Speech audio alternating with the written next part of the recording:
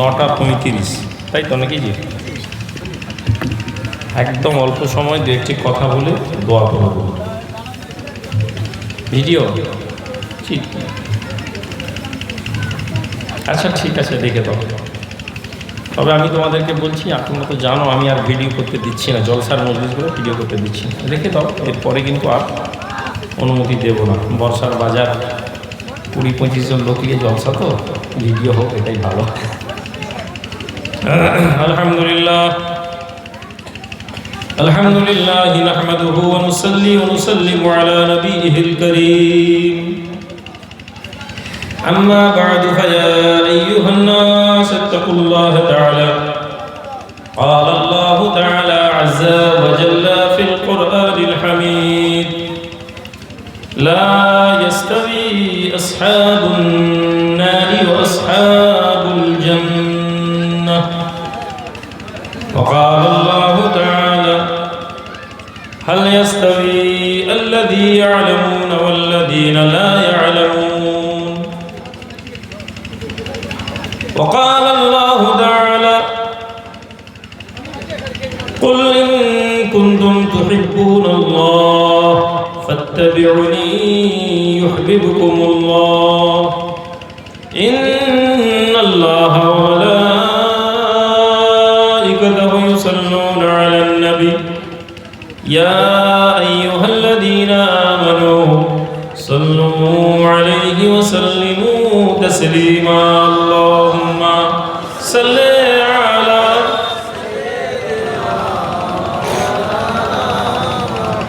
وعلى آل سيدنا. اللهم صل على وعلى آل سيدنا. اللهم صل على وعلى آل سيدنا. আমার সম্মানিত দিনদার ইমানদার গ্রামবাসী ভাইরা, ছোট মজলিসের ফায়দা আছে একটা বেশি, তা হচ্ছে যদি এই মজলিস বেশি আমাদেরকে সাহায্য করবে ইলম হাসিল করা। মজমুয়া যত বড় হবে, সমাবেশ যত বড় হবে, বক্তার উপর একটা মেন্টাল প্রেশার থাকে যে ভালো আরও ওয়াজ করতে হবে এত লোকের মাঝে। আমি একটা কথা আপনাদেরকে বলি, আমি যেটা আমার ব্যক্তিগত জীবনে আমি 3 শ্রেণীর শ্রোতা দেখতে পেয়েছি। ক শ্রেণী? 3 শ্রেণী। There is 3 type of audience. Number 1, প্রথম শ্রেণীর অডিয়েন্স, প্রথম শ্রেণীর শ্রোতা, যারা ইসলামিক জলসাতে এসে বসে, তাদের উদ্দেশ্য থাকে কোরআন এবং সুন্নাহর আলোকে ইসলামকে জানা। এরা হচ্ছে প্রথম শ্রেণীর শ্রোতা, এদের সংখ্যা খুবই কম। দ্বিতীয় শ্রেণীর শ্রোতা, যারা মজলিসে আসে কোরআন এবং সুন্নাহ শোনার উদ্দেশ্যে থাকে, কিন্তু এদের মনের মধ্যে এরকম কোনো পরিবর্তন থাকে না যে আমরা কোরআন সুন্নাহ শিখে সেখান থেকে নিজেদের জীবনে আমল করব। প্রথম শ্রেণীর শ্রোতাদের চারিত্রিক বৈশিষ্ট্য যে তারা কোরআন সুন্নাহর ভিত্তিতে নিজেদের জীবনকে পরিবর্তন করার চেষ্টা করে। দ্বিতীয় শ্রেণীর শ্রোতাদের মনের মধ্যে এরকম কৈফিয়ত থাকে না, এরকম ধরনের টেন্ডেন্সি থাকে না যে তারা কোরআন সুন্নাহর আলোকে নিজেদেরকে পরিবর্তনের উদ্দেশ্যে বসে। তারা আসে, শুনে, তারা জলসা শুনে, তারা জলসায় বসে, কোরআন সুন্নাহর কথা শোনার আগ্রহ তাদের আছে। The third type of audience, the worst audience, সবচেয়ে জঘন্য শ্রোতা হচ্ছে তারা যারা জলসার মজলিসে শুনে শুধু কিস্সা কাহিনী শোনার জন্য বসে। কোরআন এবং সুন্নাহর কথা হলেও তারা বুঝতে চায় না। আমল তো ছেড়ে দিন, তাদের কাছে শোনার বিষয় কি, তারা কোন বিষয়টাকে জলসার বিষয় মনে করে, তারা শুধু জলসার মজলিসে বসে, সেখানে শুধু কিস্সা কাহিনী আলোচনা হয় এবং এতেই তারা এন্টারটেইন বোধ করে, এতেই তারা খুশি হয়। আমি জানি না আপনারা কোন শ্রেণীর শ্রোতা, কিন্তু আপনি নিজেকে জাজ করতে পারবেন যে আপনি এখানে বসেছেন, আপনার মজলিসগুলোতে কি হয়। একটা জলসা হচ্ছে, এই জলসার পিছনে লক্ষাধিক টাকা খরচ। সারা রাতে জলসা হলে আলেমুল আমাদের 4-5 জন আলেম যদি বসেন, এই 4-5 জন আলেমের পিছনে গড়পড়তা যদি 10,000-15,000 করে হয়, 70-75 হাজার টাকা খরচ। ঠিক কথা ঠিক বলছি না ভুল বলছি? 70-75 হাজার টাকা খরচ। তাবারুকের বিষয়ে আরও 60-70,000-75 হাজার টাকা খরচ। আবার এই যে স্টেজ ডেকোরেটিং, এই প্যান্ডেল, জেনারেটর, মাইক, আরও 30-40 হাজার টাকা খরচ। ঘুরিয়ে ফিরিয়ে 1.5 লক্ষ টাকা এক রাতে আমরা খরচ করে দিই। কথা বলছি ভুল বলছি নাকি? জলসা করবো না বলেই দিয়েছিলাম, কেননা দরবারের জলসা নিয়ে ওখানেই মন পড়ে আছে। লোকেদেরকে বলেছি বসো, 10:30টার মধ্যে ঢুকে যাবে। তাহলে আমরা এক রাতে 1.5 লক্ষ টাকা ফুটিয়ে দিই, কিন্তু আমরা এক রাতে 1.5 লক্ষ টাকা খরচ করে আমরা বসি না, আমরা চেষ্টা করি না যে এই 1.5 লক্ষ টাকা খরচ করে আমরা কি পেলাম। আমাদের কাছে বক্তার মানদণ্ড, কে কত ভালো গজল করতে পারে। গজল শোনা ভালো, আপনি গজলের প্রোগ্রাম করুন, আমি আপনাকে, এই আশেপাশের ছেলেরা কথা বলবে না, কেউ কে বাইরে কথা বলছে, আমি আপনাদেরকে নাতে রসুলের প্রোগ্রাম করুন, আমি আপনাদেরকে বলবো না যে ভাই নাতে রসুলের প্রোগ্রাম করা ঠিক না। আমাদের এই মজলিস নলেজ হাসিল করার মজলিস, ইলম শেখার মজলিস, দিন শেখার মজলিস, ধর্ম জানার মজলিস।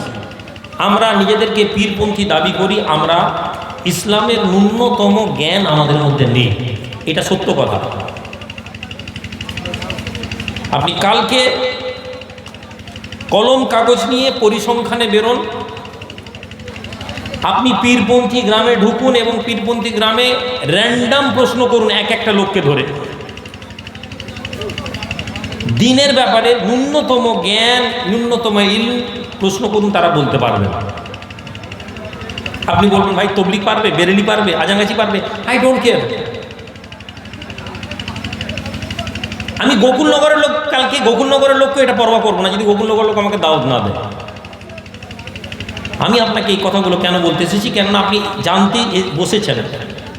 এই জন্য আল্লাহ কোরআনে বলছেন, হে নবী আপনি বলুন তারা কি এক? যে জানে আর যে জানে না তারা কি এক? তারা এক নয়। Those the people are not equal, who know and who don't know. So it is very important for all of us that you must know the basic knowledge of Islam. ধর্মের ন্যূনতম ইলম হাসিল করা আপনার জন্য জরুরি। এই জন্য আল্লাহ নবী বলেছেন, উতলুবুল ইলম ফরিদাতুন আলা কুল্লি মুসলিম ওয়া মুসলিমা। তালাবুল ইলম, ইলম হাসিল করা ফরিদা, ফরজ, বাধ্যতামূলক প্রতিটি নরনারীর জন্য। মুসলিম নরনারী ধর্মকে জানবে, ধর্মের জ্ঞান শিখবে। ফলে জলসার মজলিস, আমি আপনাদেরকে বলেছি, জলসার মজলিসে আপনারা বক্তা, আলেম ওলামা নির্ধারণের একটা মানদণ্ড তৈরি করুন। আমি জানি আমাদেরকে একটু নাচ, একটু গজল, এগুলো শুনতে ভালো লাগে। একটা বক্তা, নাতের বক্তা রাখলাম, ইটস অল রাইট। প্রথম রাতে যেহেতু লোকেদের বেশি ধৈর্য নয়, প্রথম রাতে একজন আলেমকে রাখুন, একজন মুফতিকে রাখুন। আমি রুহুল আমিন আমাকেও না, ওই আলেম ওই মুফতিকে দাওয়াত দেওয়ার টাইম কন্ডিশন করুন, শর্ত দিন যে 1 ঘন্টা আপনি ওয়াজ করবেন কি 1.5 ঘন্টা করবেন, আমাদের গ্রামে ইসলামের বেসিক শরিয়ত নিয়ে আলোচনা করবেন। ফরজ গোসল কেমন করে করতে হয়, মাইয়াতের দাফন কেমন করে করতে হয়, উজু কেমন করে করতে হয়, মহিলাদের হায়েজ হয়ে গেলে, মহিলাদের শরীর নাপাক হয়ে গেলে তারা কিভাবে পাক হবে। নবী প্রেমের নামে, অলি প্রেমের নামে কেরামতির ঘটনা শোনার থেকে অনেক অনেক অনেক অনেক অনেক বেশি ইম্পর্টেন্ট আপনাকে আপনি ফরজ গোসল করতে হয় কিভাবে জানা। কিন্তু আপনার কাছে ফরজ গোসল করার পদ্ধতি জানার কোনো আকাঙ্ক্ষা নেই। আপনাকে যখন এই কথা বলবে, আলেম ওলামারা বলতে ভয় পায়, পীরজাদারা বলতে ভয় পায়, মার্কেট খারাপ হয়ে যাবে। এইসব কথা বললে আরেকজন বলবে তবলিগ হয়ে গেছে, ওহাবি হয়ে গেছে, আপনি বলবেন হ্যাঁ তাই তো। মুজাদ্দিদুজ্জামান পীর আবু বকর সিদ্দিক রহমতুল্লাহ আলাইহি, দাদা হুজুর পীর কেবলা কেরামতি শুনিয়ে মুজাদ্দিদ হননি, তিনি মুজাদ্দিদ হয়েছেন, যুগ সংস্কারক হয়েছিলেন, ইলমের দ্বীনকে প্রতিষ্ঠিত করে। তার মুরিদেরা আমরা গল্প শুনে, ওলি আল্লাহ কেরামতি শুনে জোয়ান আল্লাহ সুবহান আল্লাহ করে চিল্লাতে থাকি। এরপরেও আমাদের মধ্যে বেসিক পরিবর্তন আসেনি, এরপরেও আমাদের কাছে দিনের ন্যূনতম পরিবর্তন আসেনি। সুতরাং আমি আপনাদের কাছে একদম অল্প সময় 3টি বিষয় আপনাদেরকে বলবো, যে এই 3টি বিষয়ের উপরে আপনারা জীবনকে পরিবর্তন করার চেষ্টা করুন। আমার শাওন ভাই বলছিলেন ইত্তেহাদ তৈরি করুন, ইত্তেহাদ, ঐক্যবদ্ধতা আনুন। ঐক্যবদ্ধতা আসে না, কেন আসে না? ঐক্যবদ্ধতা না আসার কারণ সর্বপ্রথম আমাদের অন্তর ঠিক না। আমরা অন্তরে ভাবি এক, মুখে বলি আর, আর এই লক্ষণটাই ইসলামী টার্মিনোলজিতে, ইসলামিক আদর্শে একেই মুনাফিক বলা হয়। মুনাফিক হচ্ছে 2 মুখ বিশিষ্ট। আজ 90% মুসলমান নামাজ পড়ে, রোজা রাখে, হজ করে, কিন্তু মুসলমানদের ক্যারেক্টারে মুনাফিকই এসে গেছে। আল্লাহ নবী, দয়ার নবী, নূর নবী, রাসূল আরবি বলেন আখেরি জামানা, শেষ জামানার লক্ষণগুলির মধ্যে একটি লক্ষণ হবে মানুষের অন্তর এবং মানুষের মুখ এক থাকবে না। আল্লাহ নবী বলেন আমার উম্মাত উম্মাতীরা দুনিয়ার জমিনে ভালোকে মন্দ মনে করবে, মন্দকে ভালো মনে করবে। আলেম ওলামারা ধর্মকে কেবলমাত্র দুনিয়া কামানোর মাধ্যম মনে করবে। নবীজি বলছেন, আমি রুহুল আমিন, বিনা পয়সায় যদি আপনারা আমাকে দাওয়াত দিতেন আমি আসতাম ভাই। দাবি করে জেলায় সে তো ভুলে যান, সে তো লিবেই। আমি রুহুল আমিন, পরপর 3 বছর আমাকে বোধহয় টাকা না দিয়ে আপনার গ্রামে হাজির করিয়ে দেন দেখি, শুনতে খারাপ লাগবে কিন্তু তাই সত্যি কথা। আল্লাহ নবী বলছেন আখেরি জামানায় আমার উম্মত ধর্ম শিখবে কেবলমাত্র দুনিয়া কামানোর জন্য। একজন হাফেজ তারাবি এজন্য পড়াচ্ছে যে তাকে সে পয়সা কামাবে। একজন আলেম ইলম হাসিল করে মসজিদের মুয়াজ্জিনগিরি করে কেবলমাত্র তার মাথায় থাকে যে তো টাকা কামাতে হবে। একজন ছেলে কোরআন এবং হাদিসের ইলম হাসিল করে, মুখস্থ করে, চর্চা করে, সে মাইকে উঠে সেই কোরআন এবং হাদিসের কথা বলে অর্থ সংগ্রহ করে। ইয়া আইয়ুহাল্লাযীনা আমানু লিমা তাকুলুনা মা লা তাফআলুন কাবুরা মাকতান ইনদাল্লাহ। হে ঈমানদারেরা, তোমরা ওই কথাগুলো কেন বলো যে কাজগুলো তোমরা করো না, যে কর্মগুলো তোমাদের মধ্যে নাই, অথচ সেই কাজগুলো তোমরা বলো। কাবুরা মাকতান ইনদাল্লাহ, আল্লাহর কাছে এটা বড় অপছন্দনীয়, আল্লাহর কাছে এটা বড় নাপছন্দের জিনিস। তাকুলু মা লা তাফআলুন, যা তোমরা মুখে বলতে থাকো অথচ তা তোমাদের কর্মের মধ্যে পাওয়া যায় না। পীর মানি, পীর মানি, পীর মানি, ওলি মানি, আল্লাহ নবীকে মোহাব্বত করি, এই কথা বলা মুসলমানদের অন্তর এবং কর্মের মধ্যে কোনো নবীর মোহাব্বত পাওয়া যায় না। বকুলনগরের যুবক নবীর গোলাম জিন্দাবাদ, নবীর প্রেমী জিন্দাবাদ করে এখন জিন্দাবাদ করে রাস্তা দিয়ে আসবে। বিশ্বাস করুন ওই নবীর প্রেমীর মধ্যে নবীর কোনো সুন্নাত নেই। জলসা কমিটির প্রেসিডেন্ট দাড়ি চেঁচে, দাড়ি কামিয়ে হুজুর কিবলা জিন্দাবাদ করে স্লোগান দিয়ে নিয়ে আসে। ওই কমিটির ছেলে যে জীবনে কোনোদিন মসজিদে ঢুকেনি, শুক্রবারও মাঝে মাঝে নামাজ পড়েনি, ওই ছেলে জলসা কমিটির মেম্বার, ওর নেতৃত্বে বড় জলসা করা হচ্ছে। আপনি মনে করেন আপনার দ্বারা ধর্মের কাজ হচ্ছে এটা? কেন আমাদের মধ্যে এটা হচ্ছে? কারণ আমি রুহুল আমিন আপনাদেরকে এটা বলার ক্ষমতা রাখিনি। আমার উচিত ছিল, আমি রুহুল আমিন, আমার উচিত ছিল এইরকম জলসায় না আসা, যে জলসা কমিটির ছেলেরা বেনামাজি হবে। যে জলসা গ্রামের মানুষ আল্লাহ এবং তার রাসূলের কথা শোনার আকাঙ্ক্ষা রাখবে না, সেই গ্রামের মধ্যে প্রবেশ করা আলেমুল আমাদের বর্জন করা উচিত ছিল। যে গ্রামের লোক বেনামাজি, সেই গ্রামের হুজুরের, সেই লোকের ঘরে, সেই মুরিদের ঘরে না খাওয়া একজন হাক্কানি পীরের পরিচয় হওয়া উচিত ছিল। আমরা পারিনি। কে কখন কোন পীর সাহেব সুদ করে ঘরে খেয়ে তাকে হেদায়েত করে দিয়েছেন, ওই কাহিনী দিয়ে সারা জীবন চালাচ্ছি আমরা। সম্মানিত ভাইরা, পরিবর্তন হতে গেলে আপনাকে আমাকে মেহনত করতে হবে। আপনি যদি মনে করেন যে হাওয়ায় হাওয়ায় হয়ে যাবে, হাওয়ায় হাওয়ায় কিছু হয় না। সমাজকে পরিবর্তন করতে গেলে আপনি, হে যুবকের দল, তোমাদেরকে পরিবর্তন হতে হবে। তোমাদের পরিবর্তনের প্রথম ধাপ নবীর মোহাব্বত, মানে নবীর কর্মজীবনকে জানা। নবীর কর্মজীবন যদি না জানতে পারি, কোনোদিন আমরা কামিয়াব হতে পারবো না। নবীর কর্মজীবনে নবী সবচেয়ে আগে দুইটা কাজ করে গিয়েছিলেন। এক হচ্ছে ক্যারেক্টার, চরিত্র পরিবর্তন করা। هو الذي بعث في الأميين رسولا منهم يتلو عليهم آياته। মক্কার মানুষ, মক্কার জাহেল, মক্কার মূর্খ মানুষ, মক্কার জেনাকারী, মক্কার ব্যভিচারী, মক্কার সুদখোর, মক্কার খারাপ কাজ করনেওয়ালা, ওই মানুষগুলোর মাঝে আল্লাহ পাক, ওই মানুষদের মাঝে, উম্মীদের মাঝে, অশিক্ষিতদের মাঝে রাসূলুল্লাহকে আল্লাহ পাঠিয়েছিলেন। কি করেছিলেন? ওই যাক্কিহিম, তাদেরকে পবিত্র করিয়েছিলেন।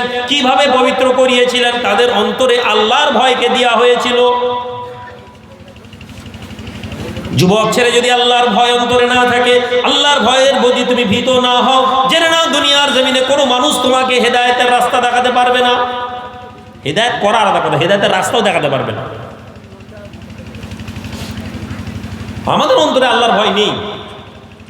আমি এখনই ময়নাতে ছিলাম, বলছিলাম, এখানেও আমাদেরকে বলি, আমি শুনছি এখন উড়িষ্যাতে নাকি, রহমতনগর নাকি, এই ডুমডুমাতে, ওই এলাকা সব উড়িষ্যার বিভিন্ন জায়গায় নাকি এখন একটা খেলা চলছে।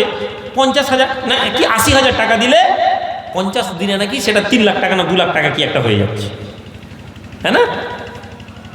সব নাকি যুবক ছেলে ওটাই নেমে পড়েছে। কত আনন্দের কথা। সে হয়তো নিয়ত করছে 80,000 টাকা যদি 3 লাখ হয়ে যায়, ভাইজানের হাতে 10,000 টাকা দিয়ে দিবে। সে মনে করছে তেমনি কি হয়ে যাবে। আল্লাহ নবী, দয়ার নবী, নূর নবী বলেন, আখেরি জামানায় উম্মতিরা সুদকে হালাল মনে করবে। হে যুবক ছেলে, সুদ তোমাদের সম্পদকে ধ্বংস করে দিবে। সুদ তোমাদের সম্পদকে এমন ভাবে পুড়িয়ে দিবে যেমন আগুন পুড়িয়ে দেয়। সুদ তোমাদের সম্পদকে এমন ভাবে পচিয়ে দিবে যেমন পানি পচিয়ে দেয়।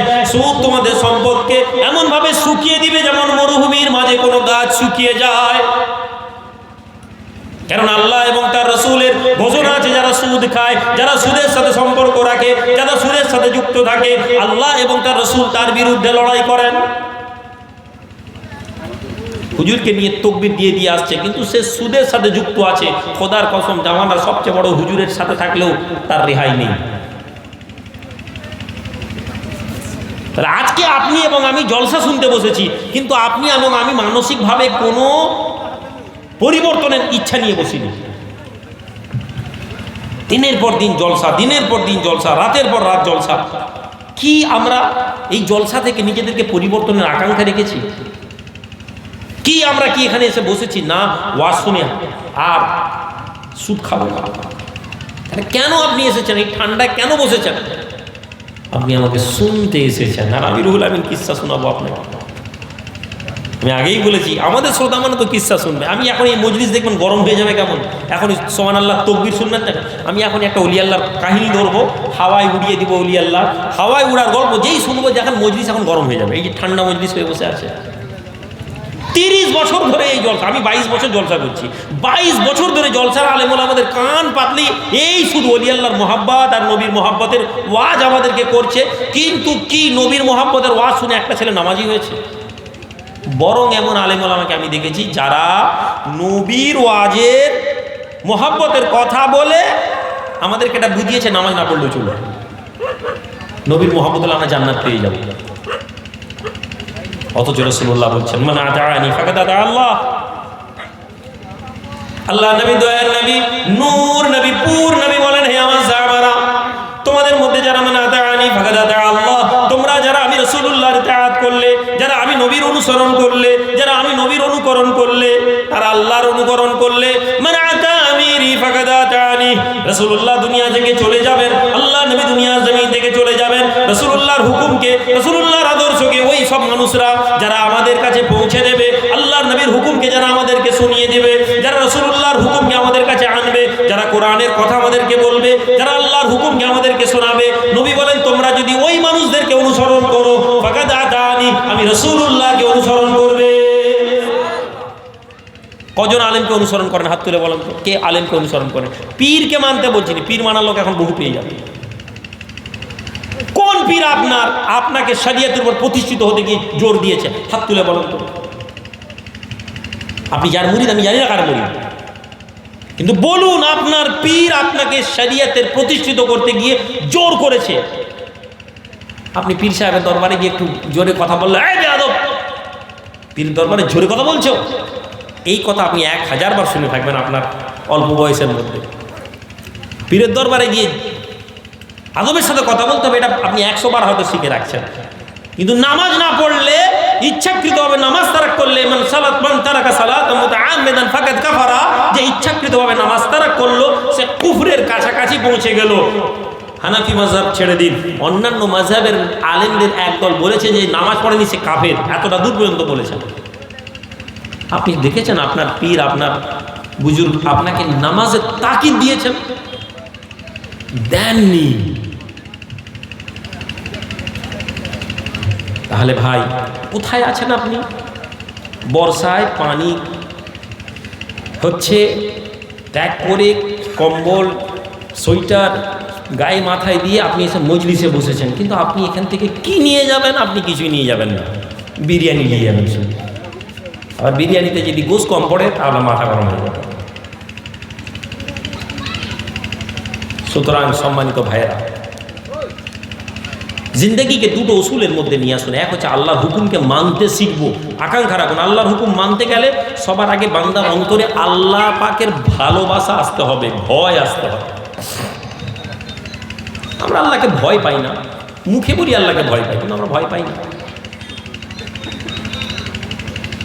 একজন সাহাবী অনেক সম্পদ নিয়ে এলেন, গনিমতের মাল, অনেক সম্পদ নিয়ে এসে পৌঁছে গেলেন। এত দামি দামি সম্পদ, অন্যান্যরা বলেন আরে এত সম্পদ, এত সম্পদ। তার আগে এত দামি সম্পদ দেখেন, একজন বলছেন ভাই এত দামি দামি সম্পদ তুমি এর মধ্যে দিয়ে কিছু রেখে দাওনি তো? ওই সাহাবী বললেন দেখো তোমরা তো কেউ জানোই নি এই সম্পদ আমি পেয়েছি। যদি আল্লাহর ভয় না থাকতো তাহলে আমি সম্পদগুলো লুকিয়ে দিতাম, আল্লাহর ভয় ছিল বলে আমি সমস্ত সম্পদ বাইতুল মালে এনে দিলাম। আপনি জলসা কমিটির মেম্বার, 1 পুটলি বাড়তি সিন্নি দিয়ে যাননি তো? এই যুবকের দল, জলসা কমিটির ছেলে, তুমি জলসা কমিটির মেম্বার, কি তুমি 1 পুটলি তারও বেশি লাভনি তো? কি কমিটির লোক তোমাকে, গ্রামের লোক এই অধিকার দিয়েছে জলসা কমিটির সেক্রেটারি 3 পুটলি বেশি সিন্নি নিয়ে যাবে? কি গ্রামের লোক এই অধিকার দিয়েছে জলসা কমিটির সেক্রেটারি তুমি 5 পুটলি গোশ বেশি নিয়ে যাবে? কি তুমি জলসা কমিটির লোক, তোমার জন্য আলাদা ডেক তুমি একটা তৈরি করে রেখেছো, কমিটি ছেলেদেরকে দেবে একটু বেশি গোশ দিয়ে রান্না কর? আমাদের সমাজে হয় না, হয়নি ভাই? এই প্রশ্ন করার লোক কেউ নেই। কেন নেই? কেননা একটা জামানা আসবে মানুষ আর মন্দ কথা কে মন্দ মনে করবে না, মন্দ কথাকে মন্দ মনে করবে না, মানুষের কাছে গুনাহটাকে স্বাভাবিক মনে হবে। আজ থেকে কিছু বছর আগে মানুষ রেডিও থাকলে, অনেক বুজুর্গরা তাদের বাড়িতে খেতেন না, আমরা শুনেছি, বড় বড় হুজুরদের কথা শুনেছি যে রেডিও থাকলে নাকি তারা খেতেন না, এই ওর ঘরে রেডিও আছে। আজকের দিনে আপনি আমাকে পরীক্ষা করে দেখতে পারেন ভাইয়ান, ওই লোক সুদখোর,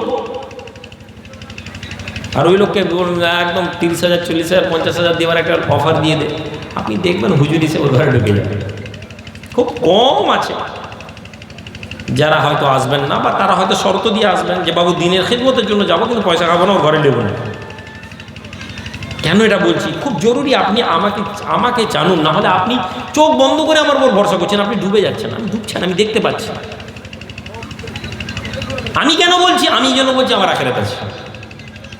আর এই যে বলছি এর মধ্যে আমি ওর বাইরে না, আমাকেও এর মধ্যে থেকে বিচার করব। যদি আপনার মানদণ্ডে মনে হয় আমি ঠিক না, আমাকেও ছুঁড়ে ফেলে দিন। আমানতের খেয়ানত করবেন না, আমানতের খেয়ানত নেই। ওমর রাদিয়াল্লাহু তাআলা আনহু বসে আছেন, বাইতুল মালের সম্পদ দেওয়া চলছে, বাইতুল মালের সম্পদ দেওয়া চলছে। এমন সময় আমিরুল মুমিনিন ওমর রাদিয়াল্লাহু তাআলা আনহু পুরো বাইতুল মালের জিনিসপত্র দেওয়া হয়ে গেছে। কিছুক্ষণ পরে একজন লোক এসছে, এসে বলছে, হুজুর এই মুস্ক রয়ে গেছে, খুশবু, সামান্য খুশবু, এটা রয়ে গেছে বাইতুল মালে। ওমর বলছেন ব্যাস সবাইকে দিয়ে দিলাম, আর এইটুকুন মুস্ক তুমি আবার এখন এনেছো? হুজুর ভুলে গেছিলাম, এক কোণে পড়েছিল, এক কাজ করো দিয়ে এসো, এটা মেয়েদের মধ্যে বেঁটে দিতে হবে, মেয়েদের খুশবু মেয়েদেরকে দিয়ে দিতে হবে। এমন সময় ওমরের স্ত্রী বলছেন, হে আমিরুল মুমিনিন, এটা আমাকে দেন, আমি মদিনার মেয়েদেরকে বেঁটে দেবো, মেয়েরাও আছে সাইডে। ওমর হচ্ছেন মুসলমানদের খলিফা, ওমর হচ্ছেন, এই কিসের আওয়াজ হচ্ছে? ওমর হচ্ছে মুসলমানদের খলিফা। ওমর তার স্ত্রীকে বলছেন, না না তুমি এটা পারবে না। আরেকজন অন্য আনসারী সাহাবীর স্ত্রীকে ডেকে বললেন, এই তুমি সব মেয়েদেরকে বেঁটে দাও। আমিরুল মুমিনিন খলিফাতুল মুসলিমিন ওমর ইবনে আল খাত্তাবের স্ত্রী অবাক হয়ে যান। সমস্ত মদিনার মানুষের সামনে ওমর তার স্ত্রীর হাতে এই সম্পদ দিলেন না, ওমর তার বিবির হাতে এই খুশবুটা দিলেন না, অন্য মহিলাকে দিয়ে দিলেন। ওমরের বিবি মাথা নিচু করে বাড়ি পৌঁছে যান। অসম্মানিত হয়ে গেছেন না? লোকেরা বলছে, দেখলো ওমর তার বউয়ের হাতে দিল নি। আমাদের ঘরে এই ঘটনা ঘটে, আমার নিজের ব্যক্তিগত জীবনে কিছু কিছু ক্ষেত্রে এরকম হয়। ঘরের লোকের মধ্যে মনে হয়েছে ঘরের লোকের হাত থেকে দিলে বেশি দিল দেখি, পুরাও মনে হয়েছে সন্দেহ হয় আমি অন্য কারো হাত দিয়ে দিয়েছি। পরে আমি আমার ঘরে এই ঘটনা শুনিয়েছি যে কেন শোনো, আমি চাইলে কি এটা পারতাম না, কেন শোনো, এই কারণ। সাইয়েদনা ওমর ইবনে খাত্তাব রাদিয়াল্লাহু তাআলা আনহুর বাড়িতে গেছে যখন, বউয়ের মুখ ভার, চুপ করে বসে আছে। ওমর বলছে, কি গো কি হলো? না কিছু না। স্বামী তো তার বিবিকে জানবেই। বুঝতে পারছেন বিবির মুখ, মাথা মাজাজ গরম, মনটা খারাপ। আরে বলো কি হয়েছে? ওমর আজকে তো মদিনার মেয়েদের মাঝে আমি বেইজ্জত হয়ে গেলাম, ওমর মদিনার মেয়েদের কাছে আমার অসম্মান হয়ে গেলাম, আমি অসম্মানিত হয়ে গেলাম। ওমর আপনার কি মনে হয়েছে ওই খুশবুকে আমি নিয়ে নিতাম? না। আপনার কি মনে হয় হে ওমর ওই খুশবুটাকে আমি নিজের লোকেদেরকে দিতাম, আমি ইনসাফ করতাম না? ওমর বলছেন না। তাহলে কেন আপনি লোকেদের সামনে আমার হাতে দিলেন না, অন্য লোকেদের হাতে দিলেন? জবাবে আমিরুল মুমিনিন ওমর যা বলেছিলেন, হে যুবক, এই ভাবনাতে তুমি ভাবোই না। হে জলসা কমিটির সেক্রেটারি, জলসা কমিটির প্রেসিডেন্ট, জলসা কমিটির ক্যাশিয়ার, শোনো, তোমাদের উদ্দেশ্যে কথা বলছি। জিম্মেদারি বড় কঠিন জিনিস, জিম্মেদারি বড় কঠিন জিনিস। জিম্মেদারি যদি হকের সাথে আদা করো কামিয়াব, আর জিম্মেদারির বোঝ তোমাদেরকে জাহান্নামে নিয়ে চলে যাবে। ওমর জবাব দিচ্ছে, আমিরুল মুমিনিন খলিফাতুল মুসলিমিন ওমর ইবনুল খাত্তাব তার বিবিকে বলেন, আমার বিবি, আমি ওমর জানি তুমি আমানতের খেয়ানত করবে না। আমি ওমর জানতাম তুমি এই খুশবুটা সঠিকভাবে বেটে দেবে। তবে আমি ওমর কাল কিয়ামতের দিনে আল্লাহর দাঁড়িপাল্লায় হিসাবে ধরা পড়ে যাব, এই ভয়ে আমি দিইনি। বিবি অবাক হয়ে যান, এই আমিরুল মুমিনিন খলিফাতুল মুসলিমিন, এই ওমর, কি কথা আপনি বলেন? আমি যদি সবাইকে সমানভাবে বন্টন করে দিই, আমি যদি ইনসাফের সাথে বন্টন করে দিই, তাহলে কি করে আপনি আল্লাহর দরবারে ধরা পড়বেন? ওমর বলতে লাগেন, বিবি রে শোনো, যখন আমি ওমর, তুমি আমার বিবি, ওই খুশবুর মধ্যে হাতে করে খুশবুটা তুলে মেয়েদেরকে দেবে, খুশবুটায় হাত দেবে, আবার মেয়েদেরকে দেবে, মুস্কে হাত লাগবে, আর মুস্ক থেকে তোমার হাতে খুশবুটা যাবে। বারে বারে যখন মুস্কে হাত লাগবে, তোমার হাতখানা খুশবু হয়ে যাবে, তোমার হাতে মুস্ক লাগতে লাগতে লাগতে লাগতে হাতটা সুগন্ধি হয়ে যাবে। এরপরে আমি ওমর, আমার যখন জামাটা তুমি ধরবে, আমার যখন জামাটা তুমি আমাকে দেবে, ওই খুশবু হাতটা যদি আমি ওমর আমার জামায় লেগে যায়, বাইতুল মালের জিনিস আমার শরীরে এসে যাবে, কাল কিয়ামতের মাঠে আমি আল্লাহর দরবারে ধরা পড়ে যেতে পারি। সুবহানাল্লাহ বলবেন না? আল্লাহর এই ভয়ের নাম ঈমান, এই ভাবনার নাম ঈমান। আর আপনি কিয়াম পড়া হবে কি হবে না এইটাকে নিয়ে ঈমান বলে বসে আছে। সারা জীবন মসজিদে না গিয়ে নবী দিবসে ঝান্ডা পতাকায় মোটরসাইকেলে লাগিয়ে আপনি বলছেন আমরা পাক্কা মুমিন, সুন্নি মুমিন। খারাপ ভাবে নেবেন না ভাই। কেন আপনি ভাবছেন? কেন আপনি ধর্মটা শিখেননি, আপনি ধর্মটা জানতে চাননি। আপনি ধর্মটা যদি জেনে নিতেন, আপনি যদি শরিয়তটা বুঝে নিতেন, তাহলে আপনার মনের মধ্যে এই হতো না। আজ জলসা শুনতে বিরক্ত লাগছে, কিন্তু ধর্ম শিকার হযরত বাকি বিল্লাহ রহমতুল্লাহ, বাকিউজ রহমতুল্লাহ আলাই অনেক বড় মানুষ ছিলেন, বড় লোকের ঘরের ছেলে ছিলেন, কিন্তু ইলম শিখার খুব শখ ছিল। ইলম হাসিল করে ধর্ম নবীর দিনকে শিখতে হবে, নবীর কথাকে জানতে হবে। কোথায় আছে খবর পেলেন বাগদাদে, এই কি বলে মদিনায় ইমাম মালিক বলে একজন বড় মুহাদ্দিস আছেন, তিনি হাদিস পড়ান।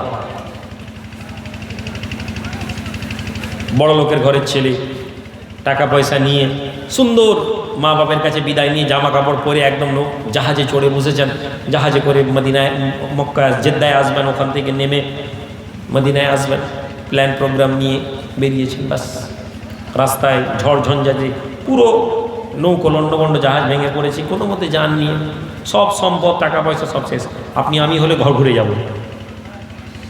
বলছেন না, নবীর সুন্নত হাদিস শিকার নিয়ত নিয়ে বেরিয়েছি, আর ঘর ফিরে যাব না।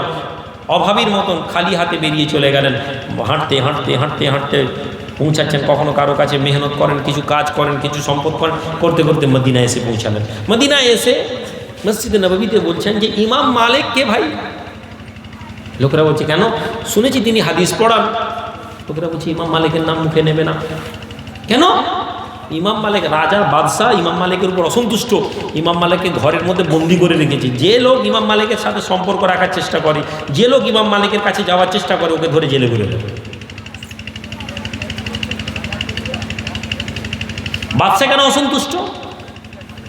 ইমাম মালিক বাদশার হ্যাঁতে হ্যাঁ মিলাননি। বাদশাহ বলেছিল কোরআন খালক বলতে হবে, কোরআন আল্লাহ সৃষ্টি, কুল্লু মান আলাইহা ফান, সব কিছু ধ্বংস হবে, কোরআন ধ্বংস হয়ে যাবে। ইমাম মালিক বলেছেন না, কোরআন খালক নয়, মখলুক নয়, কোরআনকে আল্লাহ হেফাজত করবেন, কোরআনকে আল্লাহ তুলে নেবেন, কিন্তু কোরআন ধ্বংস হবে না, কোরআন লৌহে মাহফুজে হেফাজত থাকবে। এইটা নিয়ে তর্ক। পেটুয়া আলেমরা, খাওয়ারেজদের একটা অংশ, মুতাজিলীদের একটা অংশ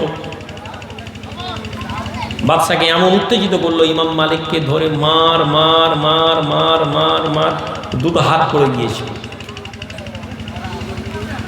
আপনাকে জলসা শুনতে যদি এখনই বলে পুলিশ এসে জলসা বন্ধ করতে বলছে, আমরা সব জলসা বন্ধ করে চলে যাবো, আমরা নবীর গোলাম। জামানার ইমাম মালিককে খালি বলছে না, আপনি খালি বলে দেন হ্যাঁ কোরআন খালক।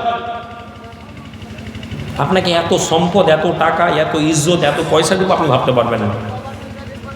ইমাম মালিক রাজি হন। পরে বাদশার অত্যাচার শুরু হয়ে গিয়েছিল, মারতে মারতে মারতে মারতে এমন হয়ে গেল, কোমরের যে দড়ি বাঁধা ছিল, একটা কোড়া পড়তে পড়তে একটা কোড়া পড়েছে, পড়তে ইমাম মালিকের চোখ থেকে পানি এসে গেছে, চোখ থেকে পানি আসছে। কি ব্যাপার? ইমাম মালিক বলছেন আল্লাহ তোমার জন্য মার খাচ্ছি, আমার হাত পড়ে গেছে, আল্লাহ এই জালেমদের কাছে আমার সতরটা তুমি নষ্ট করে দিও না। কোমরের দড়িটা ছিঁড়ে গেছে, পায়জামাটা খুলে পড়ে গেলে আমার সতর খুলে যাবে, আই আল্লাহ তুমি আমার সতরকে হেফাজত করো। মানুষজন সব দেখছি ইমাম মালিককে মারছে, যারা দেখছিল তারা মুসলমান।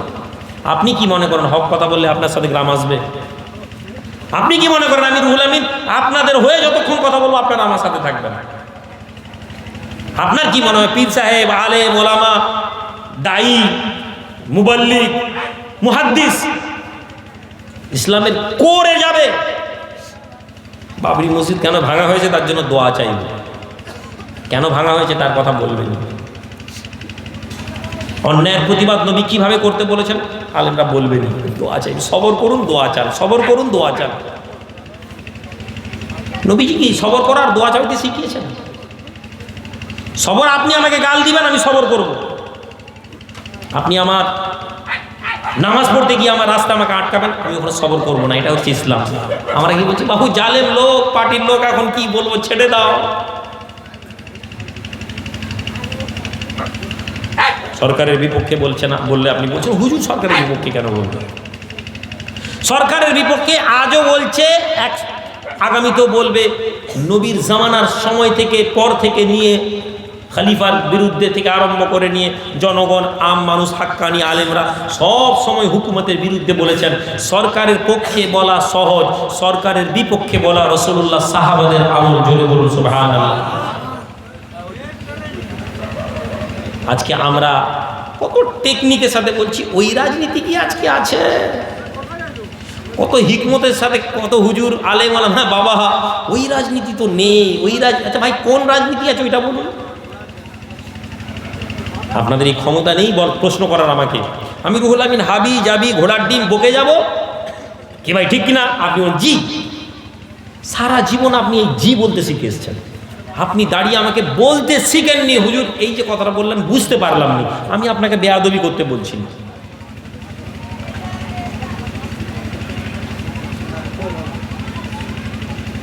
পীর সাহেবের ছেলে পীর সাহেব হবে, পীর সাহেবের জামাই পীর সাহেব হবে, পীর সাহেবের নাতি পীর সাহেব হবে। আপনি কখনোই প্রশ্ন করলেননি হুজুর আমার ছেলে কি কোনোদিন পীর হতে পারবে না? এই প্রশ্ন আপনি করেননি। কেন? কেননা আপনার মাথায় ঢুকিয়ে দেওয়া হয়েছে।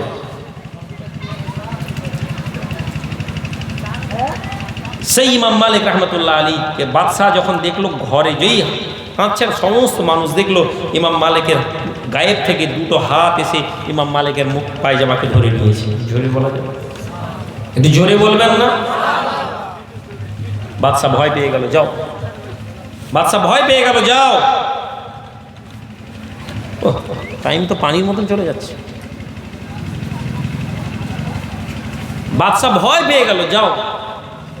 হে যুবকেরা, এই মজলিস তুমি কেন তৈরি করবে শুনে নাও। তোমাকে খুশি করার অনেক আলেম পেয়ে যাবে। আমি রুহুল আমিন, আমার কথা কষ্ট হলেও যদি তুমি এটাকে বুঝে নিতে পারো শুনে নাও। আল্লাহর বান্দা ওই যুবক ছেলে, জওয়ান ছেলে বলতে লাগে, এই মদিনার মানুষেরা, আমি ইমাম মালিকের ঘরটা আমাকে দেখিয়ে দিন, আমি ইমাম মালিকের ঘরটা দেখতে চাই, আমাকে ইমাম মালিকের বাড়ি পৌঁছে দিন। মদিনার মানুষ এত ভয় পেয়েছিল, মদিনার মানুষ এত ভীত ছিল, মদিনার মানুষ এত সন্ত্রস্ত ছিল। না না, গুপ্তচরেরা ঘুরে বেড়াচ্ছে, আমরা যদি ইমাম মালিকের বাড়িটা দেখিয়ে দিই, ইমাম মালিকের বাড়ি দেখানোর অপরাধে আমাদেরকে জেল দেওয়া হবে, ইমাম মালিকের বাড়ি দেখাতে পারবো না। লোকের কাছে ঘুরতো, বলতো আমাকে ইমাম মালিকের ঘরটা দেখিয়ে দিবে, আমাকে ইমাম মালিক। লাস্টে একজন লোক রাজি হলো যে ভাই দেখো আমি ইমাম মালিকের ঘর দেখাতে পারবো না, আমার সাথে গল্প করতে করতে যাবে, আমি ইশারা করতে করতে একটা দুটো ঘর আগে থেকে আমি চোখের ইশারায় তোমাকে দেখিয়ে পালিয়ে যাবো। তাই হলো, যেতে যেতে যেতে যেতে চোখের ইশারায় ইমাম মালিকের ঘরটা দেখিয়ে দিল। এই ঘরটা ধর্ম জানার আকাঙ্ক্ষা কি জিনিস এটা বলছি। আজ 500 টাকা, 1000 টাকা, 2000 টাকা কালেকশন নিয়ে আমরা এই মজলিস করি, এখানে যদি ধর্মটা না জানি কোথায় ব্যর্থ। আর কেন এই মজলিস করতে হবে সেটা আপনাদেরকে বলে দিয়ে চলে যাচ্ছে। দেখে নিল ঘরটা ইমাম মালিকের, ফিরে চলে এলো, হাতে জামাটা যেটা ছিল ছেড়ে দিয়ে একটা ছেঁড়া জামা, হাতে কাপড় বেঁধে ভিখারির লেবাস ধরলো। আল্লাহু আকবার। বড় লোকের ঘরের ছেলে, ব্যবসায়ীর ঘরের ছেলে, ধর্ম শিখতে এসেছে। আপনি শুনবেন, আপনার কাছে যদি আজকে 20-50 হাজার, 5 লাখ টাকা, 20 লাখ টাকার মালিক হন, আপনি যদি জলসায় একটা গরু দিয়ে দেওয়ার ক্ষমতা রাখেন, আপনি যদি জলসার চাল দিয়ে দেন, আপনাকে কত সম্মান করবে। আপনি জলসার ধর্ম শিকার জন্য আপনার যদি পয়সা হয়ে যায়, আপনার মনে হবে আমার একটা চেয়ার থাকা দরকার, চেয়ারে বসা দরকার।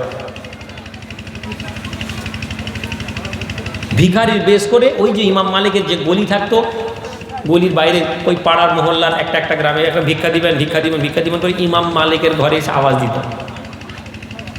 ইমাম মালিককে আওয়াজ দিচ্ছে, আল্লাহ রাস্তায় কিছুদিন সায়েল এসেছি, ভিক্ষুক এসেছি। 4 ইমামের এক ইমাম, ইমাম মালিক রহমাতুল্লাহ আলাইহি দরজা খোলেন। জওয়ান ছেলে, যুবক ছেলে ইমাম মালিকের হাতে হাত বাড়িয়ে দিয়ে বলে, হুজুর আমাকে কিছু ভিক্ষা দিন। ইমাম মালিক রহমাতুল্লাহ আলাইহি ওই যুবকের হাতে যখন কিছু পয়সা দিতে যান, তখন আওয়াজ করে, ফিস ফিস করে বলে, হুজুর না না, টাকা নয়। হুজুর আমি আপনার দরবারে ভিক্ষা চাওয়ার জন্য আসিনি, আমি একটা পরিবারের ছেলে, যার কাছে আল্লাহ সম্পদ দিয়েছেন, অর্থ দিয়েছেন, আমার পরিবারে, আমার এলাকাতে আল্লাহ আমাকে ইজ্জত দিয়েছেন। কিন্তু হে ইমাম মালিক, আমি আপনার দরবারে এই জন্য এসেছি, আমি রাসূলুল্লাহর হাদিস জানতে এসেছি, আল্লাহ নবীর হাদিস খানা আমাকে শোনানোর জন্য আপনার কাছে আমি এই ভিক্ষুকের লেবাস পরে এসেছি। সুবহানাল্লাহ বলবেন। নবীর হাদিস শেখার আকাঙ্ক্ষা আমাকে ভিক্ষুক বানিয়ে দিয়েছে। আমার ইজ্জত বলে কিছু নেই, আমার ইজ্জতের আমি পরোয়া করিনি, আর সম্মানের কোনো পরোয়া করিনি। নবীর হাদিস শিখতে গিয়ে যদি আমাকে ভিখারি সাজতে হয়, আমি শিখ থাকবো। আমি ভিখারি সেজে লোকের কাছে ভিক্ষা চাইতে চাইতে রাসূলুল্লাহর একটা হাদিস শিখবো, এটার নাম ঈমান। জোরে বলুন সুবহানাল্লাহ। এই জজবাত যদি আমাদের অন্তরে না আসে, এই আকাঙ্ক্ষা যদি আমাদের অন্তরে না আসে, এই মোহাব্বত যদি আমাদের অন্তরে না আসে, তাহলে জেনে নিন আমরা ভালো মুসলমান হতে পারবো না। ইমাম মালিক অবাক হয়ে গেল, আরে এত আকাঙ্ক্ষা নবীর সুন্নত। ঠিক আছে ছেলে, তুমি আসবে, দাঁড়িয়ে দাঁড়িয়ে ভিক্ষা চাওয়ার মতন আমার কাছে দাঁড়াবে, আমি একটা করে হাদিস শুনিয়ে দিব তোমাকে। ইমাম মালিক রহমতুল্লাহ আলাইহির কাছে এইভাবে হাদিস শোনান। সম্মানিত ভাইরা, আমি আপনাদের কাছে এই জন্য এই কথাটা শোনালাম, দিন শেখার আকাঙ্ক্ষা নিয়ে আসুন, মজলিস কায়েম করুন। গ্রামের মধ্যে মজলিস ঘন ঘন, মাসে একটা করে মজলিস বানান। আমি আপনাদেরকে বলছি না জলসার মজলিস, মাসে মসজিদে তালিমের মজলিস ব্যবস্থা করুন। আমি রুহুল আমিন, আমি আপনাদেরকে সহযোগিতা করব। দেখুন, আমি দরবার নিয়ে মেহনত করি, আমি সংগঠন নিয়ে মেহনত করি, আমি রাজনীতি নিয়ে মেহনত করি, আমি শিক্ষা প্রতিষ্ঠান নিয়ে মেহনত করি। আপনারা প্রত্যেকে জানেন এই কথাগুলোর মধ্যে কোনো বাড়তি কথা বলি। পূর্ব মেদিনীপুর জেলায় আজকের দিনে 6টা বড় বড় প্রতিষ্ঠান আমি সরাসরি চালাচ্ছি। আল্লাহ পাক চালাচ্ছেন আমার মাধ্যমে ছেলেদেরকে, যারা আমাদের শিক্ষক ছেলেরা মেহনত করছে।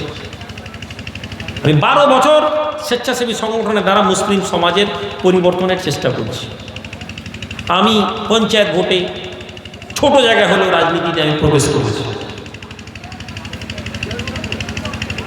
দরবারের মধ্যে উসুল নীতি নিয়ে দরবার শরীফের জলসা তৈরি করতে চেষ্টা করছি। পৃথিবীর বুকে যখন পীরপন্থী মানেই একদল লোকেদের নাক ছিটকানো, একদল লোক পীরপন্থী মানে যেন ধান্দাবাজির কথা বলে, ওই সমাজ থেকে যখন আলেম ওলামারা মালদা থেকে, মুর্শিদাবাদ থেকে একটা সমাজ যারা পীর মানে না, ইমাম মানে না, তারা যখন আমার দরবার থেকে এসে ঘুরে যায়, জলসার পরের দিন আমি যখন তাদের সাথে বসি, তাদের মুখ থেকে আল্লাহ একটা কথা বলায় যে এই দরবারে যদি না আসতাম পীরদের সম্পর্কে ধারণা খারাপ হয়ে যেত। পীরদের সম্পর্কে খারাপ ধারণাই থেকে যেত যদি এখানে না আসতাম। এখানে এসেছি, আমাদের ধারণা পরিবর্তন হয়ে গেছে। আর 5টা দরবারের মতন আমি চলতে পারতাম, আর 5টা দরবারের মতন আপনারা আমার মুরিদ, এমনভাবে আপনাদেরকে পীর মুরিদ দিশে গেলাম, আর 5টা এই চিল্লে কথা বললে বেয়াদবি হয়ে যাবে। পীরের দিকে ছাড়া অন্যদিকে তাকানো যাবে না, এই কথাই তো শিখে এসছি, এটাই তো শেখাই, এটাই শেখাতাম। 10টা ছেলে বেরিয়ে যেত, কিন্তু 90টা ছেলে তো থাকতো।